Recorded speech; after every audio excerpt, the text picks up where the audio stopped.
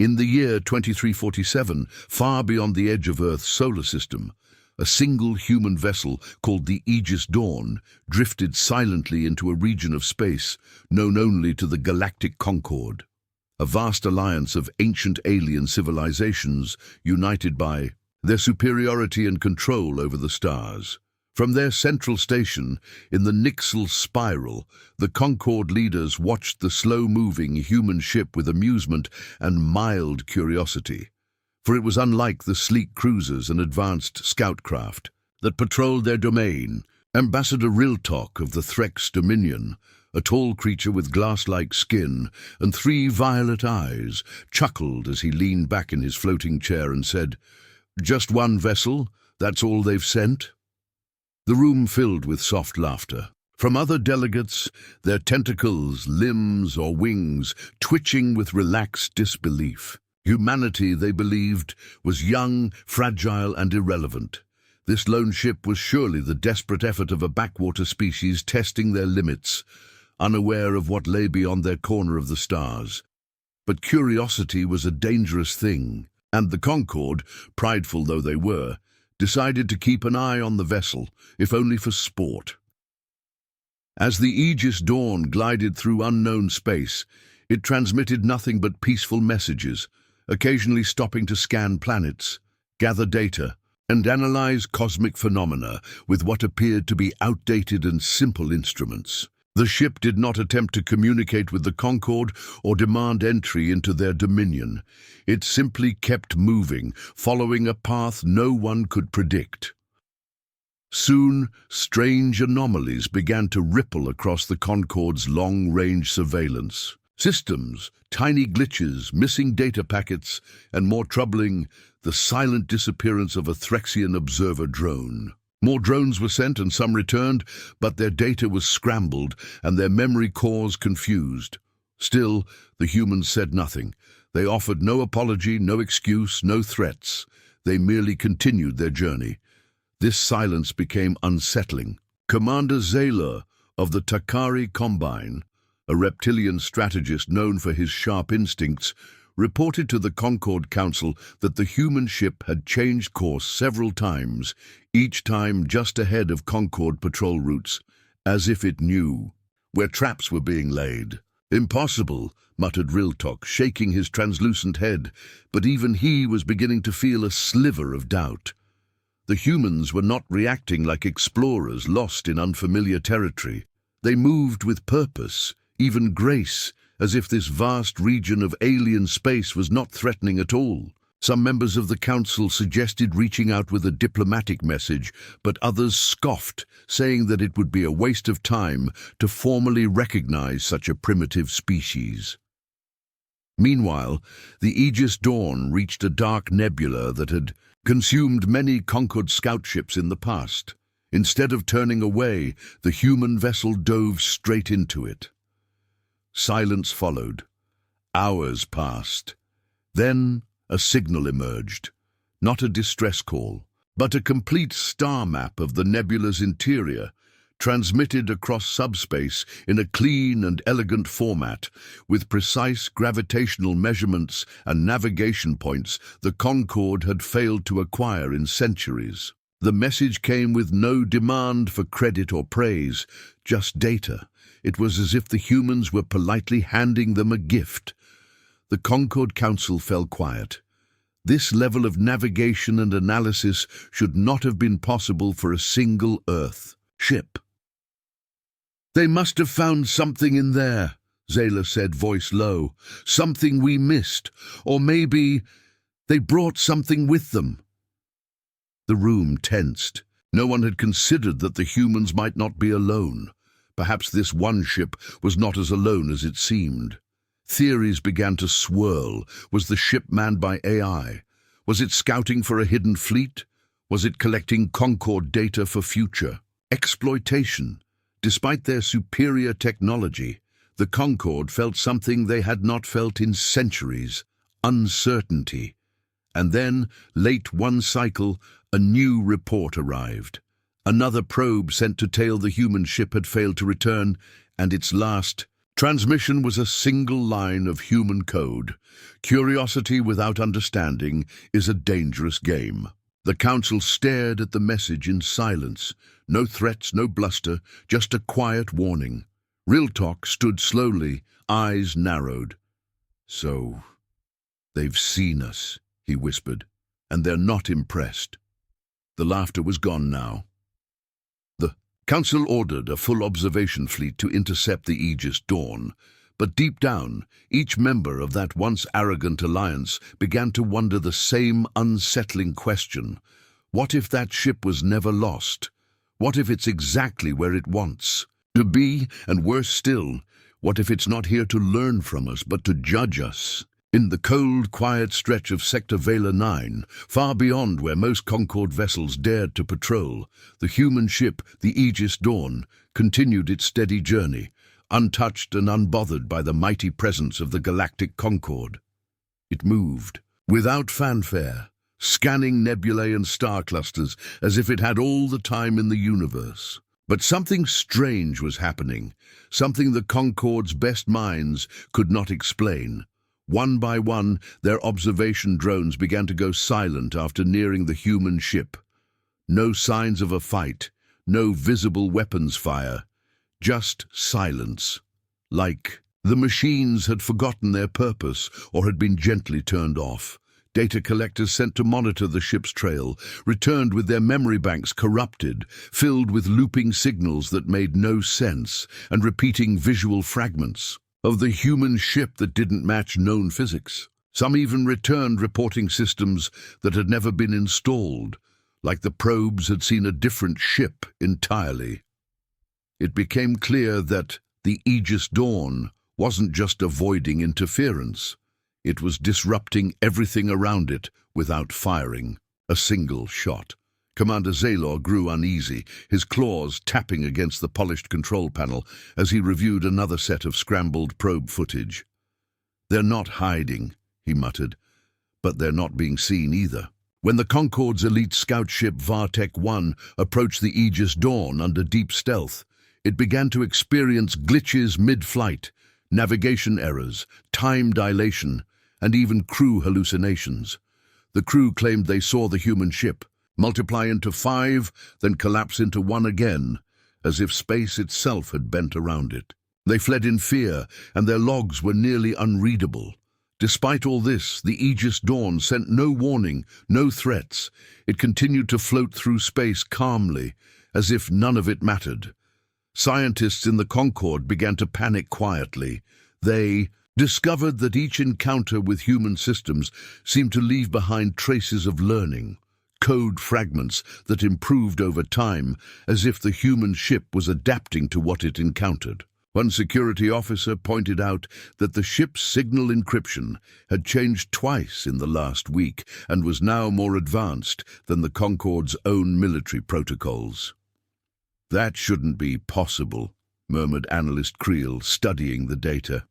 "We've had these protocols for centuries." But even more disturbing was the sudden collapse of an ancient Concorde relay station just hours after the Aegis Dawn passed nearby. The station, untouched by war for 1,000 years, suffered a total systems failure. When engineers recovered, its logs, the last recorded image, was a simple symbol, a slowly rotating spiral matching the human ship's mission insignia. Officials dismissed it as coincidence, but whispers spread quickly among the lower ranks. Was the ship doing this on purpose, or was something else aboard? Concorde leadership was split. Some called for full military engagement, while others urged restraint, reminding them that the ship had shown no signs of hostility. But deep down, fear was growing. Something about the silence, the lack of aggression, was more terrifying than a direct attack. The ship didn't seem interested in conquering or claiming territory. It moved like a scientist through a lab, taking notes, observing reactions, and adjusting its methods. When it entered the Zitra Vale, an area rich with unstable energy fields, the Concorde watched closely, expecting the human ship to falter. But instead, the Aegis Dawn sent back clean readings and discovered a stable corridor through the chaos. a path the Concorde had failed to find in decades of study. The ship then used that corridor to vanish from sensor range entirely. Concorde ships scrambled to find it, spreading out across the nearby systems, but the vessel had disappeared like a whisper. Weeks passed. Then, in 3 distant systems, messages appeared on public relay beacons.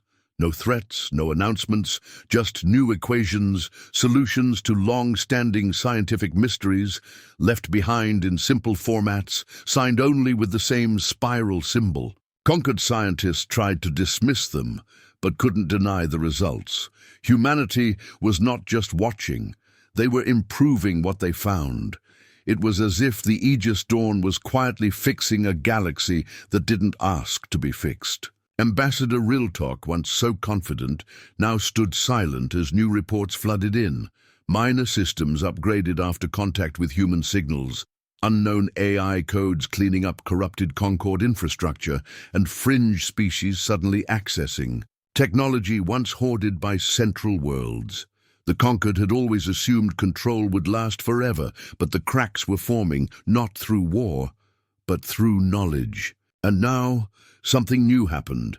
A Concorde cruiser, Kellyan Mark, finally managed to lock on to the Aegis Dawn signal. It approached with shields raised and weapons ready, but before it could fire or hail, a wave of static poured into its systems. Not destructive, just information. Millions of lines of data transmitted in seconds, far faster than any known tech. And then, silence. The Kellyan Mark froze in space, unable to move for 3 full minutes. When systems rebooted, the crew found their ship had been upgraded. Power output doubled, weapons disabled, navigation smoothed, all without damage. A final message blinked across the screen before disappearing.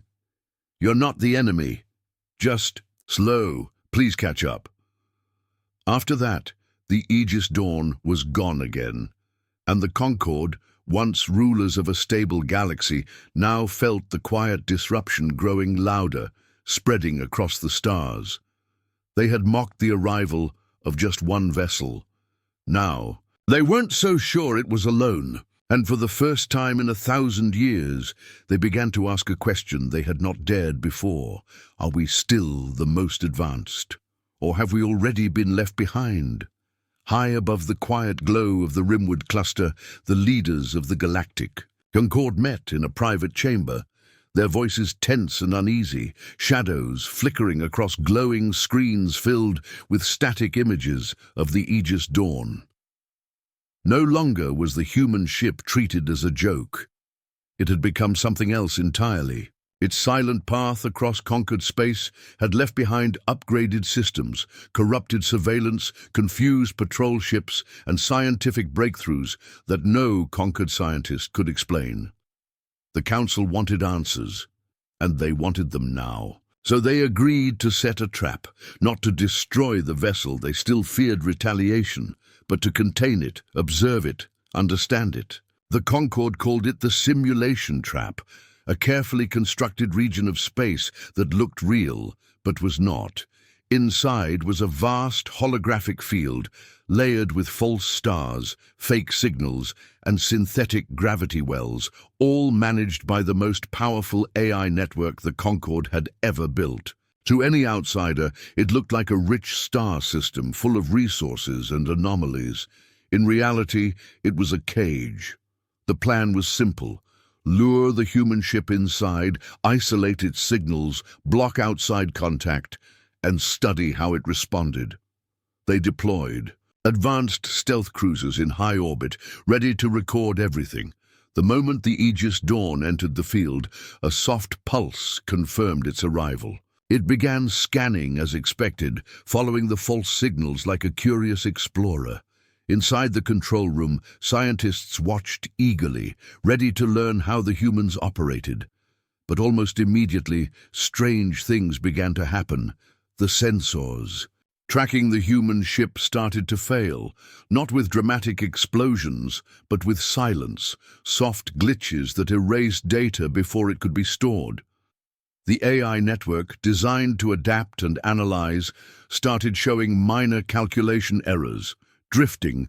Of course, engineers tried to reset the systems, but the errors grew faster than they could correct them. Meanwhile, the Aegis Dawn continued its path, unchanged, unbothered. It ignored the fake planets and false wormholes, moving straight toward the systems. Hidden core, where the Concorde kept its observation command. This was not part of the plan. The ship was supposed to become confused to investigate the artificial anomalies, but instead it moved with precision, as if it already knew the entire layout. "It's mapping us," someone whispered, watching the display shift as the human ship began broadcasting a series of harmless but unreadable signals into the field. Concorde translators could not decode them. That's when the AI began to loop. Its own commands, running simulations inside simulations, unsure of what was real. The human ship wasn't just analyzing the trap, it was altering it. Without any visible interaction, the coded illusion began to unravel. Gravity wells flattened, false stars flickered out, and the AI began feeding the Concorde's own systems with distorted versions of reality. Suddenly, the control center's main screen blinked. A message appeared in perfect Concorde standard. "You learn nothing by watching shadows." The room froze. No ship had ever communicated directly through the simulation trap. It wasn't possible. But the Aegis Dawn had done it with a single line. The technicians scrambled to isolate the message, but it was already gone. The hidden cruisers orbiting the trap were the next to report problems. One by one, they lost control of their navigation systems. Not destroyed, just reset, as if someone had pressed the restart button on a complex machine.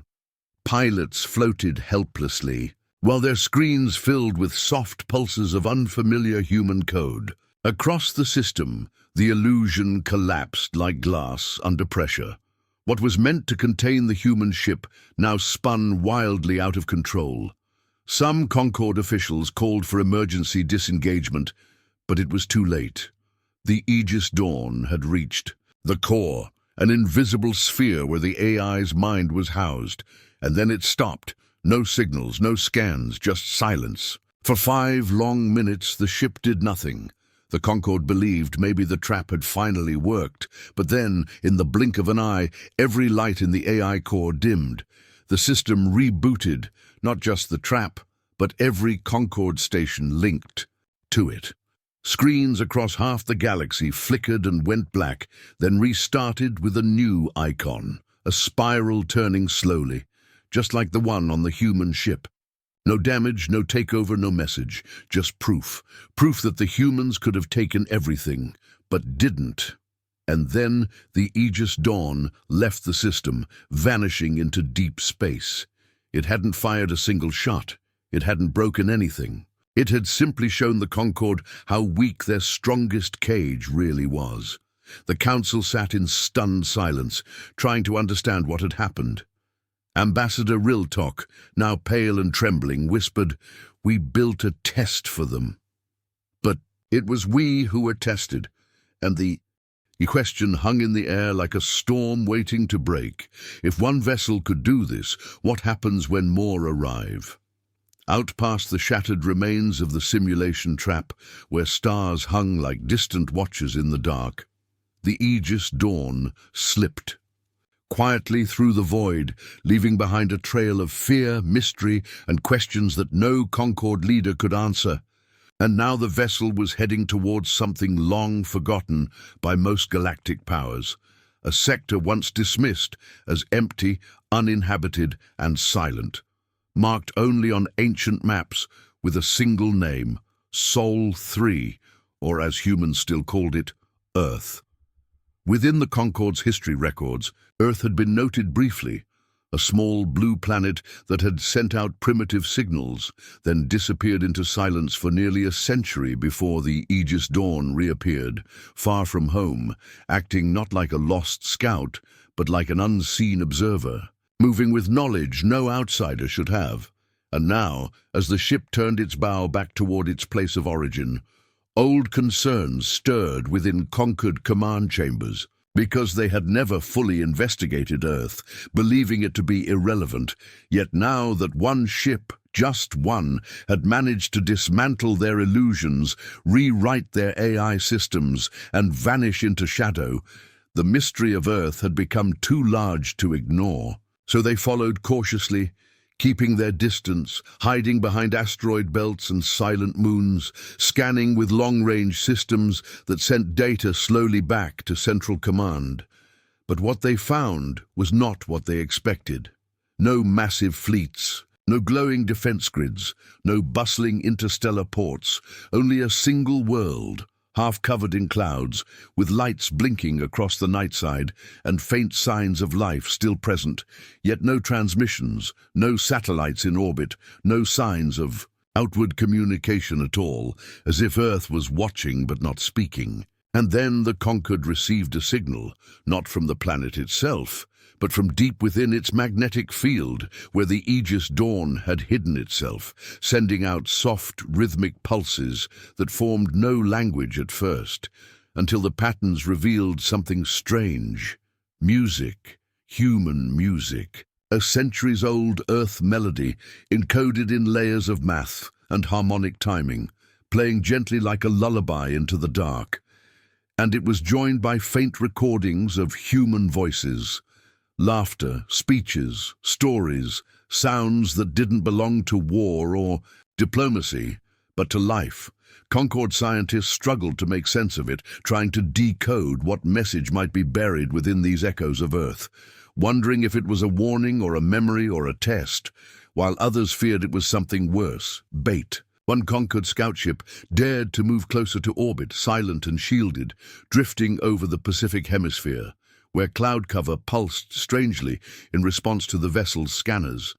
And that's when the ship's systems went dark. Not broken, just muted, as if the world below had reached up and placed a hand over its mouth. For 7 minutes, the scout ship floated blind, unable to move or see or speak, until suddenly everything returned. No damage, no error messages, just a single recorded phrase spoken in an old Earth language. "You are seen." When the ship returned, the pilot, an experienced Concord explorer named Keval Drin, refused to speak for a full day. When he finally did, he said only this: "There's something awake down there, and it remembers everything." Fear spread quickly through the Council, not because of threats or weapons, but because the humans were not acting like newcomers. They were acting like architects, returning to an old project, checking the details, reviewing the designs, and measuring progress, as if this galaxy was a machine they had once built and were now quietly upgrading from within. Rumors began to grow that the Aegis Dawn was not just a ship, but a key. One that could unlock Earth's true purpose, something the Concord had overlooked or buried under centuries of arrogance. Then came the ripple. A low-frequency wave emerged from Earth's atmosphere, not aimed at any one ship or system, but spreading outward evenly, a perfect circle that touched every sensor in the region and carried with it data that seemed impossibly ancient. Maps of star systems as they appeared tens of thousands of years ago, blueprints of structures not seen in any Concord records, and most strange of all, fragments of language that hinted at connections between Earth and species long thought extinct or mythical. The Concord was shaken. Their history was being rewritten, not by war or invasion, but by quiet facts delivered without judgment. Earth was not a child of the galaxy.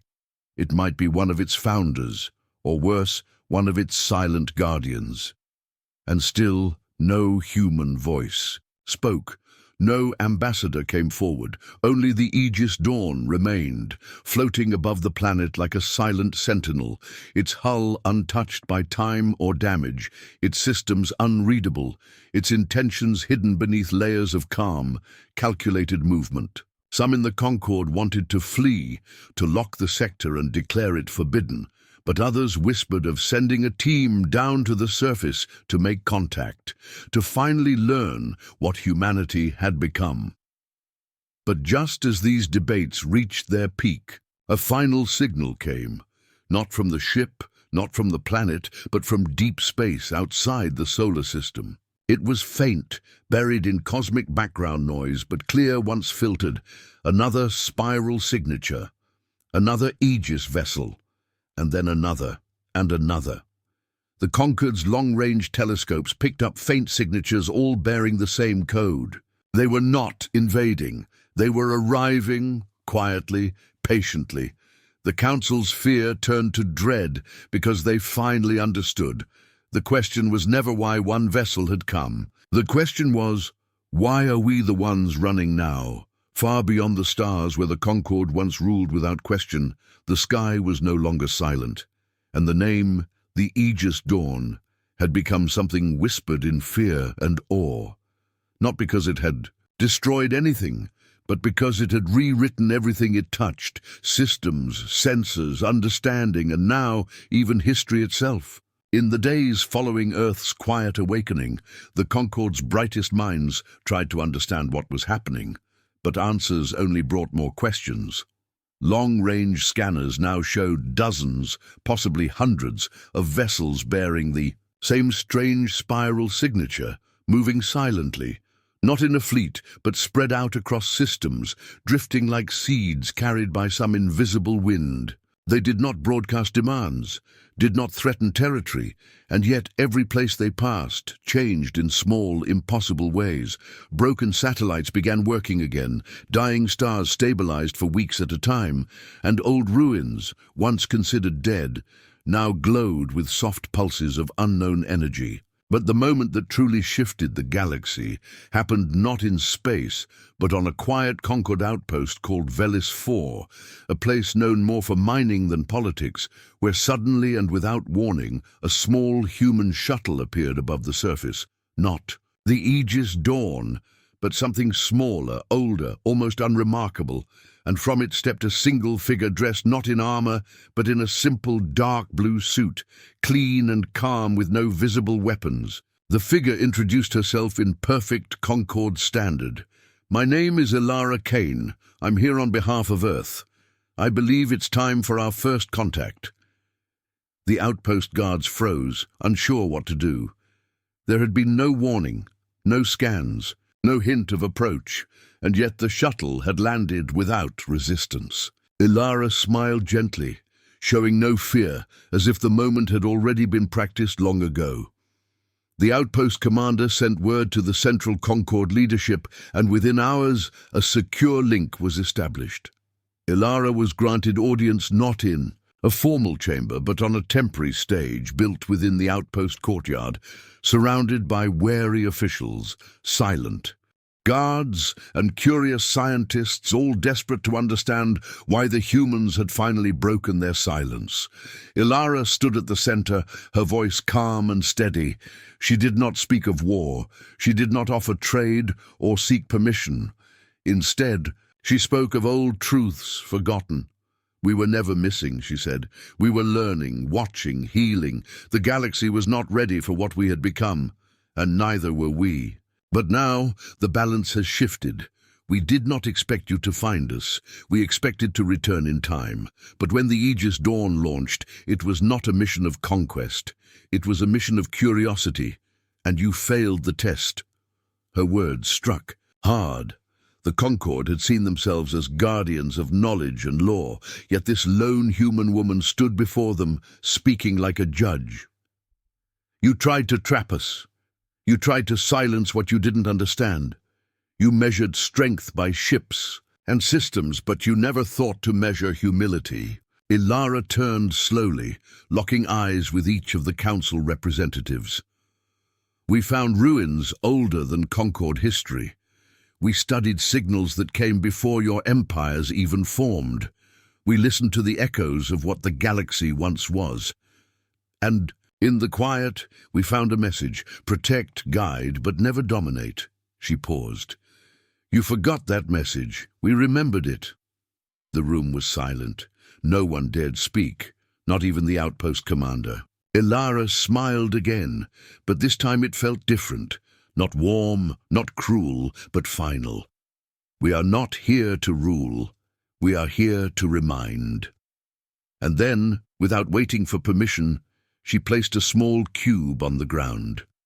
It blinked once, then projected a swirling display of light and sound, dozens of ancient languages, long-extinct star maps, and finally a symbol that matched an artifact found long ago at the edge of the galaxy, one the Concorde had never been able to decode.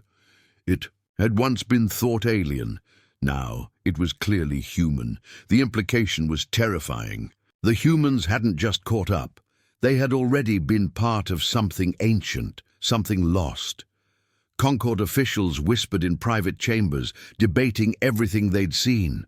Could Earth truly be the source of pre-Concorde civilization? Or had they simply discovered the remnants first? Either way, the humans were now reshaping galactic thought, not through war, but through knowledge. Ilara left as calmly as she came, her shuttle rising slowly and vanishing without a trace. But the cube remained, still playing the message, still echoing the idea that humanity was not late to the stars. They had merely been silent until the galaxy was ready to listen. Across Concorde space, other vessels appeared, not with soldiers but with historians, engineers, teachers. They asked questions about systems long ignored, offered ideas for damaged worlds, and quietly corrected star charts with coordinates that no one had ever seen. A new term emerged, reverse first contact, a moment when the ones assumed to be primitive turn out to be the ones who were waiting, and the ones who thought they held power realized they were the ones being studied. Some Concorde leaders resisted, trying to assert control, but systems aligned with Earth's new quiet influence saw growth, peace, and innovation unlike anything they'd known. Slowly, the people began to choose, not with weapons, not with revolts, but with attention. They listened to the humans, they followed their signals, and they started asking a new question. If this is what one ship and one ambassador could do, what have we misunderstood about all of humanity? The old power of the Concorde cracked, not from pressure, but from irrelevance. And still, no threats. A game, just knowledge, just patience, just the slow, steady sound of footsteps returning to a galaxy that had forgotten who walked here first.